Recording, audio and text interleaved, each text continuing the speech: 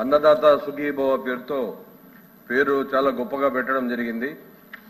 కానీ గత సంవత్సరం ఇన్సూరెన్స్ గత ప్రభుత్వంలో ఉన్నప్పుడు రైతాంగాన్ని టోటల్ గా ప్రభుత్వమే భరించేది అధ్యక్ష. ఈరోజు లాస్ట్ ఇయర్ అంతా 1000 కోట్లు పెట్టారు, దాంట్లో అసలు వచ్చింది కూడా లేదు. ఎన్ని లక్షల మందికి ఇస్తారనేది కూడా క్లారిటీగా చెప్పాలి. అలాగే రైతాంగానికి ఈరోజు పండించిన పంట కూడా సరైన ధర వచ్చే పరిస్థితి లేదు అధ్యక్ష.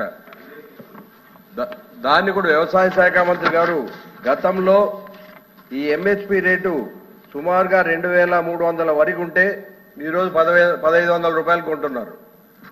అలాగే జొన్న కావచ్చు, మిగిలిన కందలు కావచ్చు, కందలు పక్కన కర్ణాటక రాష్ట్రంలో 8500 కొంటుంటే ఇక్కడ 5000, 5500 కొనే పరిస్థితి. అలాగే మిగిలిన మిర్చి 11,000 ఏదో కొంటామన్నారు, అసలు కొనే పరిస్థితి కూడా లేదు. లాస్ట్ టైం 22, 23,000, 24, 25 వరకు పోయింది. కానీ పేరు మట్టుకు అన్నదాత మేమేదో మద్దతు ఇస్తాం, అన్నదాత సుఖీభవ అంటున్నారు. అన్నదాతను పట్టించుకునే పరిస్థితి లేదు అధ్యక్ష. కనీసం వ్యవసాయ శాఖ మంత్రి గారు గత ప్రభుత్వం కట్టినట్లు ఇన్సూరెన్స్ పూర్తిగా వీరే భరించాలి.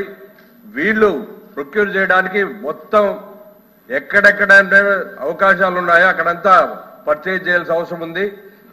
ఈ రేట్లు కూడా చాలా దళారీలు దోచుకొని తింటున్న పరిస్థితి.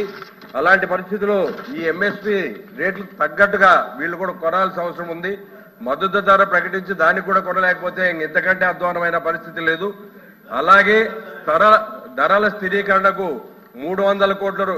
వినండి సార్ మనోహర్ గారు, మీరు కూడా మా రైతు బిడ్డే. సారీ, మళ్ళీ మీరు ఒక్క నిమిషం ఒకే సెకండ్ గురించి మాట్లాడుతున్నారు. మీరు ధాన్యం కొనుగోలు గురించి సపరేట్ గా రండి. మీరు వ్యవసాయ శాఖ మంత్రి గారు దానికి అన్నదాత సుఖీభవ గురించి మీకు సమాధానం చెప్తారు.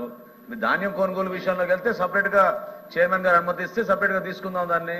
సార్ అన్నదాత బాధలు చెప్తాము వింటారని, మీకు అదే ఇదే ఓపిక లేదంటే మరి మంచిది, దాని వరకే అడుగుతాము. రైతు గురించి మీరు అన్నదాత సుఖీభవ అంటున్నారు కాబట్టి ఆ బాధలు రైతుగా చెప్పడం జరిగింది. మీరు ఇదే అడగాలి అదే అడగాలి అనేటట్టుంటే అన్నదాత గురించి మీరు కమిట్మెంట్ ఎంత ఉంటుందో ప్రజలకు తెలుస్తుంది. మేము చెప్పాల్సిన అవసరం లేదండి. ఓకే, తిరుమూర్తి గారు.